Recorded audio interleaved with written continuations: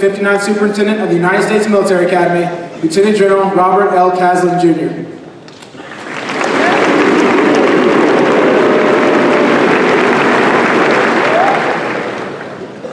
First of all, let me just say thanks for your great patience throughout the day today. You know, we don't bring the Corps Cadets together very often for a guest speaker. You know, we had the President of the United States, the Commander for Central Command over the last couple months. But today we are really honored to have with us the 25th Secretary of Defense, the Honorable Ash Carter. In the opening of his 2017 Defense Posture Statement, Secretary Carter states that one of his commitments that he made when he was sworn into the job a year ago was to prepare the nation's Department of Defense for the extraordinary changes that are happening in our world and be ready for the advances our adversaries are making. As you already know, and as we've talked about before, the global operating environment you will all lead in as officers is dynamic and complex. Certainly the most complex I've seen in my 41 years of service. So we have a unique opportunity to hear from our civilian leader who is responsible for shaping and leading our nation's armed forces that can adapt rapidly to new threats while maintaining our advantage over traditional ones. Secretary Carter has spent more than 3 decades leveraging his knowledge of science and technology, his global strategy and policy, as well as his deep dedication to the men and women of the Department of Defense to make our nation and the world a safer place. Secretary Carter was the Deputy Secretary of Defense from 2011 to 2013, and is serving as DoD's Chief Operating Officer, overseeing the department's annual budget and its more than 3 million civilian and military personnel, steering strategy and budget through the turmoil of sequestration and ensuring the future of the force and institutional best practices. Prior to that, he was the Undersecretary for Defense for Acquisition, Technology, and Logistics, where he was responsible for DoD's procurement reform, innovative agenda, and successful completion of key procurements. He led the development and production of thousands of mine-resistant ambush protector, or MRAP vehicles, and other rapid acquisitions that saved countless service members' lives. Determined to get the most for both of the warfighters and the taxpayer, Secretary Carter instituted better buying power for the first time, guiding the department acquisition workforce to smarter and leaner purchasing. But what I'll always remember Secretary Carter for the most was his personal interest and involvement in the development of national policy for a post-2007 Iraq withdrawal. As a senior military commander in Iraq post-2011, I can attest that were it not for his personal involvement in supporting our mission, the situation over there would have been much worse than it is right now. But outside of government service, Secretary Carter was a distinguished visiting fellow at Stanford University's Hoover Institution, and he was senior executive at the Markle Foundation, senior partner of Global Technology Partners, and was an advisor on global affairs to Goldman Sachs. He was also Professor of Science and International Affairs and Chair of the International and Global Affairs faculty at Harvard's Kennedy School. Secretary Carter earned bachelor's degrees in physics and in medieval history at Yale University. He received a doctorate in theatrical physics from Oxford University, where he was a Rhodes Scholar. He was a physics instructor at Oxford, where some of you in the Applied Quantum Physics course got to experience firsthand this morning. A postdoctorate fellow at Rockefeller University and MIT, and experimental research associate at Brookhaven and Fermilab National Laboratories. Mr. Secretary, on behalf of the staff and faculty and the entire Corps Cadets, we are honored to have you with us this afternoon, and we welcome you to the world's preeminent leader development institution. Ladies and gentlemen, please join me in a warm West Point welcome for the 25th Secretary of Defense, the Honorable Ash Carter.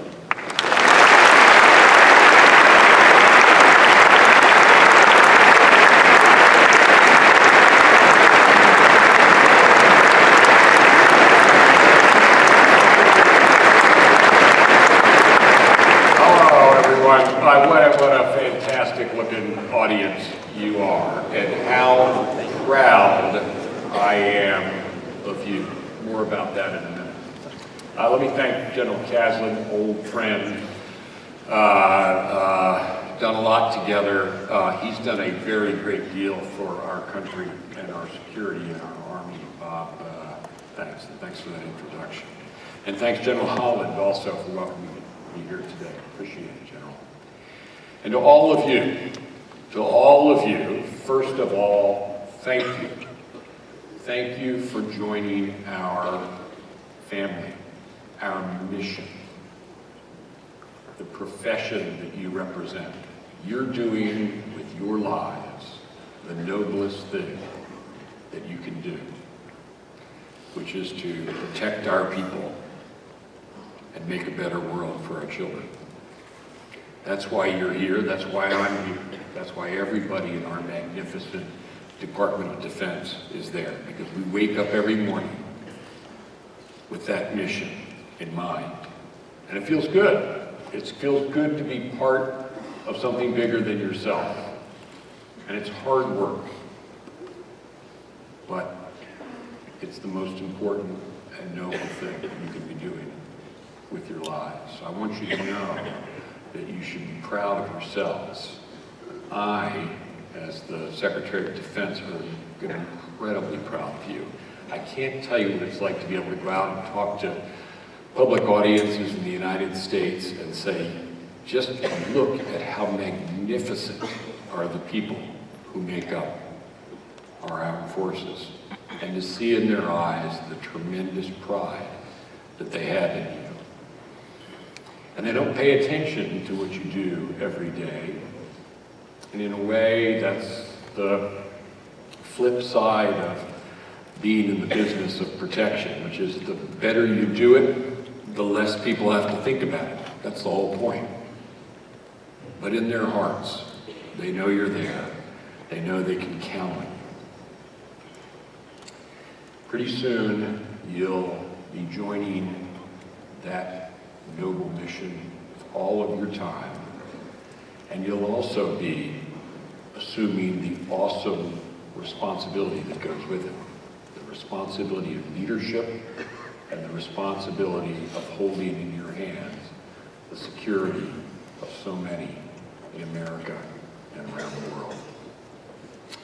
Yesterday's attacks in Brussels were a grim reminder of how serious are the dangers we face, the dangers that civilization and our country face, challenges of this complex world.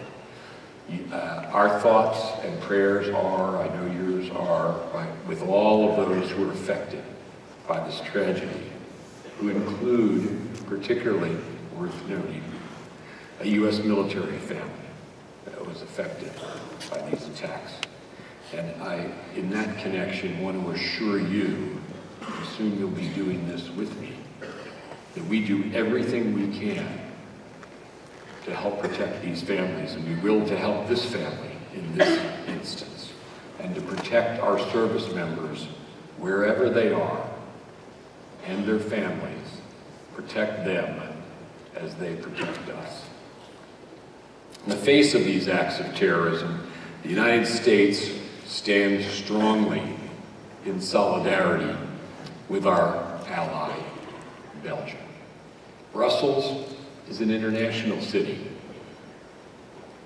the host, native to the European Union, to great institutions that represent people working together for a better future, and the opposite of what the people who conducted this attack represent and stand for. So together with them, we must and we will continue to do everything we can to protect our homeland and defeat terrorists wherever they threaten us. No attack can shake our resolve to accelerate the defeat of ISIL. I know that yesterday's news only galvanizes our determination, yours too, to serve our nation and join those who came before you in this mission of defending our people and the values we share. So before I get to your questions, I want to take some time to talk about the strategic landscape as we see it from the Pentagon, me and your Army leadership, And after that, take a moment to discuss several of the lessons that I hope you'll carry with you from this extraordinary institution here at West Point to the great challenges that are going to confront you in your career.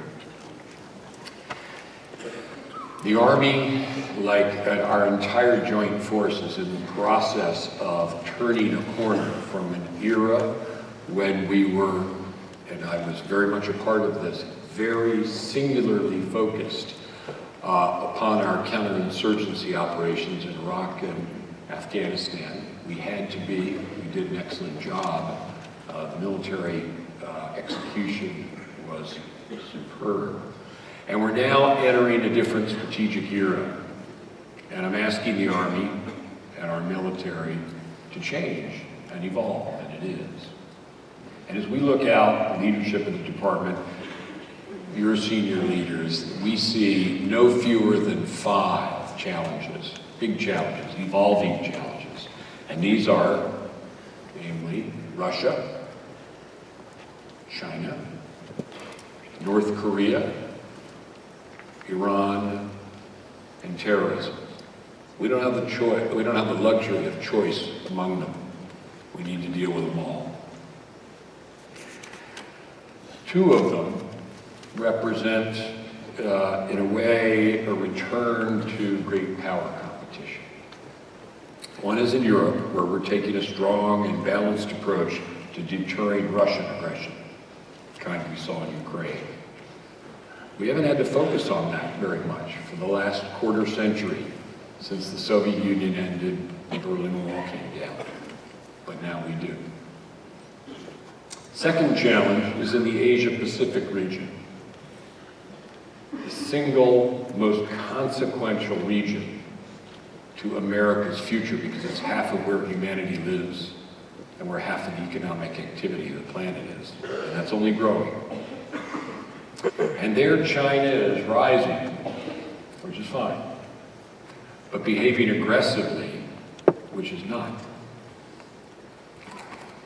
Meanwhile, 2 other long-standing challenges pose specific threats in specific regions. North Korea is one, and that's why, and I know some of you will be going there, not North Korea, going to South Korea shortly. Little slip there. But that's the very reason why, as they say over there, and you'll soon say if you go there, the slogan is to be ready to fight tonight. It's not what we want, but to deter, we have to be ready. And the other is Iran, because while the nuclear accord, which was reached last year on nuclear weapons, is a good deal in preventing Iran from acquiring a nuclear weapon, we must still deter Iranian aggression, counter its malign influence in the region, and continue standing by and standing up for our friends and allies in the region. And then the 5th challenge, very different from the other 4 and critically important, is our ongoing fight against terrorism, especially ISIL.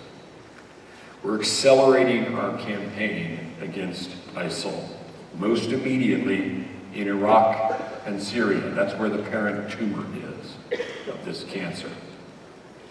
And we need to defeat it there. That is necessary, not sufficient. We need to defeat it in other places as well where it's metastasizing, like North Africa, Afghanistan, and elsewhere. And make no mistake, we will defeat ISIL. I'm completely confident. We want to get it done as soon as we can, but we will destroy ISIL. But we don't have the luxury, as I said, of choosing among these 5 challenges. We have to deal with them all, and you're our plan, part of our plan to do so. The Army is transitioning, as I said, to full spectrum readiness. The force you lead is stronger than ever. It's capable of more kinds of operation than ever. To deter and win in a conflict, potential enemies have to know that we will dominate them.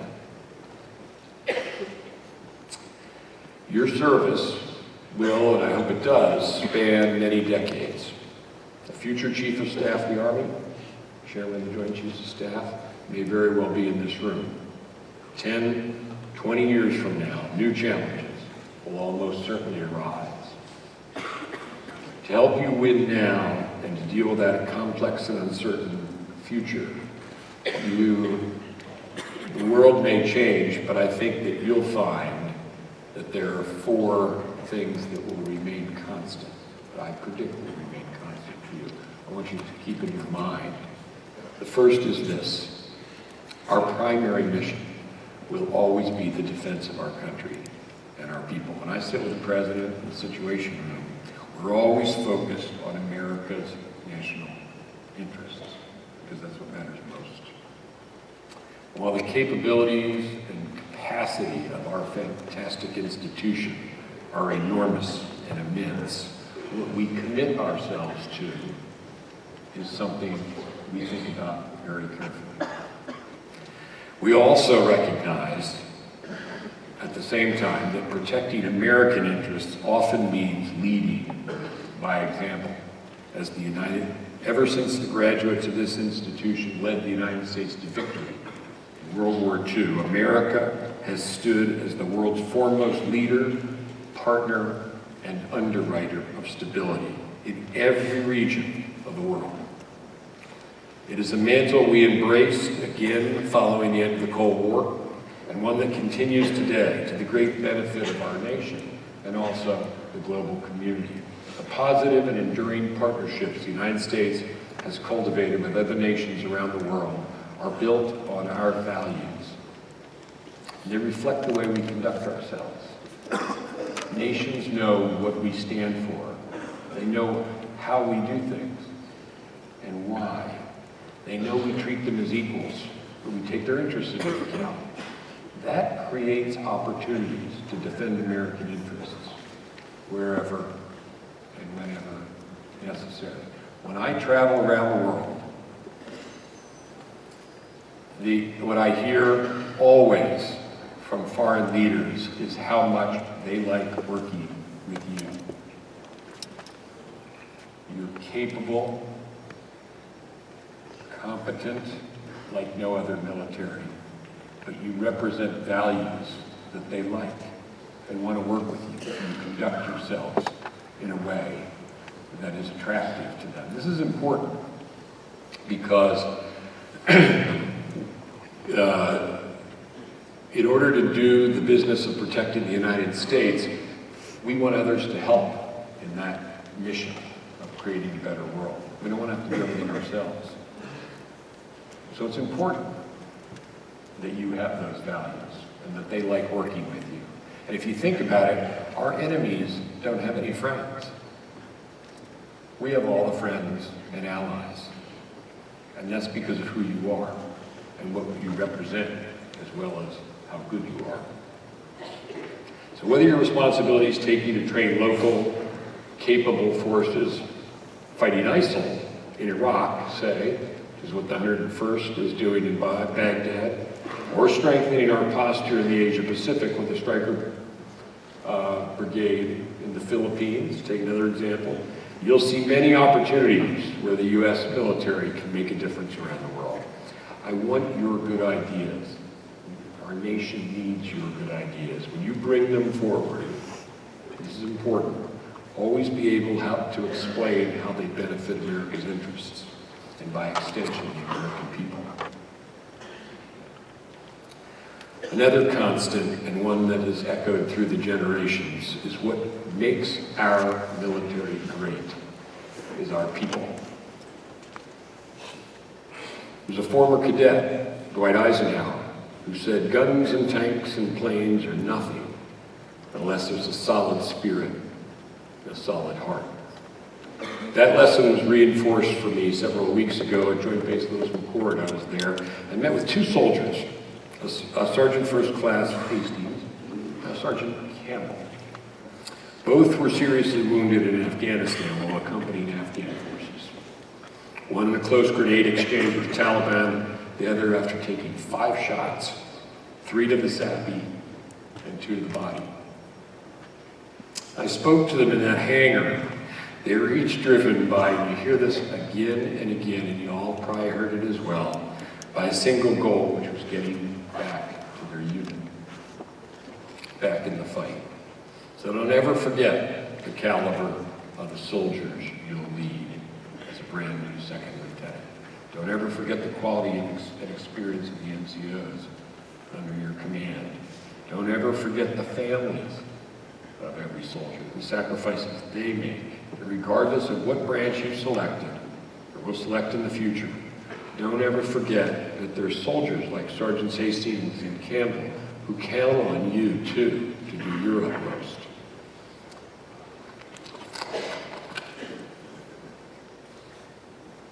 My first highest commitment as Secretary of Defense really is to our people.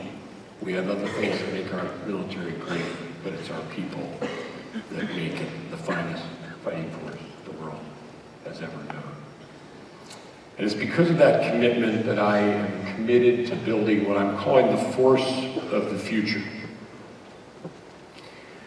In the future, we have to continue to recruit and retain the very best talent from future generations. We're an all-volunteer force. We like it that way. We want to pick the members of the military, not have them given to us. But we have to compete for them, and I recognize that. That is, by the way, the reason why we're opening all combat positions to women.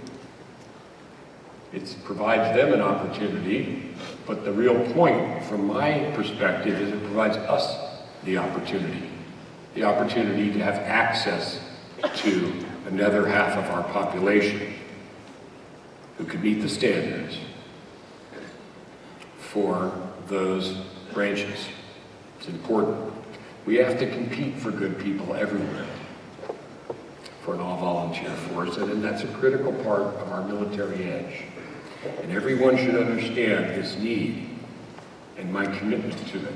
As you go through the ranks and make sure the younger generation is coming in that is as good as you, as good as the ones you see to your left and right today. That needs to be true tomorrow, 10 years from now, 20 years from now. I feel that responsibility. You will soon have that same responsibility. So when you select and assign people, remember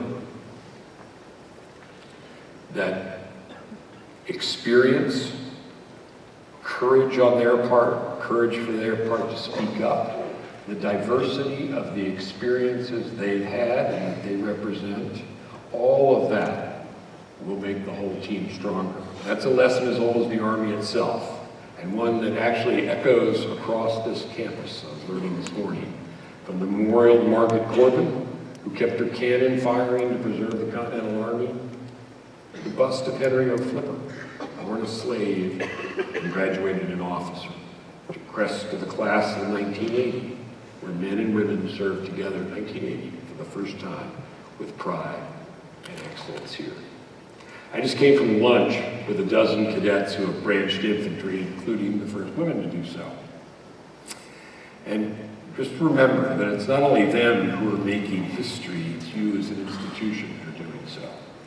First in training and then in battle, you'll demonstrate that the women who recently graduated from Ranger School, who have accompanied our Special Operations Forces, led convoys in combat, and flown helicopters for the past 15 years, are not just a news story. They're a vital part of our ability to defend our country. Next, I want you to remember that our nation's defense rests in being able to find solutions to seemingly intractable problems. In any situation, you will encounter unexpected challenges that have to be solved at a moment's notice. I can't tell you what they are now. I've told you what we're facing today. I can't tell you with confidence what we'll be facing in the future. I want you to have the courage to accept risk, to solve those problems, and the wisdom to determine when a risk becomes a blind gamble. You're responsible for the lives of your soldiers and for accomplishing your mission. That's the burden of command. Let me give you a recent example from a West Point graduate, and that's Lieutenant General Sean McFarland, who's serving as our coalition commander in Iraq. When he got there last year, he found a fractured Iraqi army on the defensive, one that was trained for a narrow set of threats that didn't include the kind of unconventional military tactics that the enemy ISIL was using, or even their conventional tactics that were being used effectively to stymie the Iraqi forces in the field. Providing the same training over and over again, that same training wouldn't accomplish the mission. General McFarland saw this as an opportunity to provide advanced training and engineering capabilities to effectively change the way the Iraqi army operated. All of you, like Sean, are capable of this. I'm proud to say we saw the results of this in December when the army retook Ramadi, bridging the Euphrates, conducting combined arms breaching, and ultimately clearing the city with the assistance that we provided. When you plan, rehearse, and execute your missions, you must always be willing to reevaluate the situation and take a new course of action when the situation demands it. In order to do that, you've got to be open to new ideas. At the Pentagon, I've made it a priority at all levels to think, as I say it, outside of our five-sided box, to be open to new ways of thinking, operating, and innovating. It's the only way to be the best in a competitive world. You're warriors first, but as I saw today in the physics lab, the counterterrorism center, your cyber center, you're also scientists, political scientists, and so much more. Every day you crack the code in some way, and we need you to continue to do so. This should be a lesson for our enemies. Never underestimate the ingenuity of the American soldier. We need to maintain that advantage forever. That's why, as part of the Force of the Future initiative, we're building greater opportunities as you advance through the ranks for you to work in industries, advanced industries outside of DoD just for a time, partner with tech companies, and get out and learn enough about how the rest of the world works, while continuing to achieve the breakthroughs and uphold the profession of arms that makes the finest fighting force the world has ever known. And finally, I want to discuss with you the importance of being a leader of character. Character is the difference between George Washington, remembered on this campus with that iconic equestrian statue, and Benedict Arnold, recalled with an unnamed plaque in the old chapel. Both were gifted warriors with great technical skills, but only one had the strength of character to, in the words of the cadet prayer, choose the harder right instead of the easier wrong.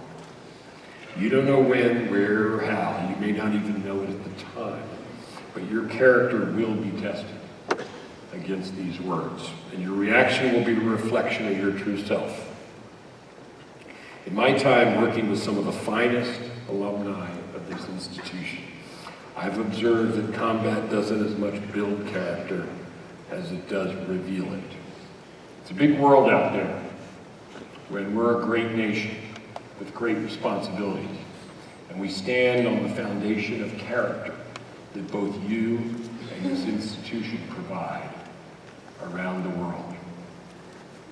Those of you who will be commissioned this spring are about to join the noblest profession there is, a profession that will have you waking up every day to help defend this country and make a better world. As you embark on this, know that our nation is 100% behind you. I'm 1,000% behind you. But we know that's not really possible. You know what I mean. We know that what you're putting into this, we know what you'll sacrifice, and we know what you're able to achieve. There's nothing we appreciate more. There's nothing that makes me prouder to be where I am than to look out and to be with you. Thanks for having me today. I look forward to answering some of your questions.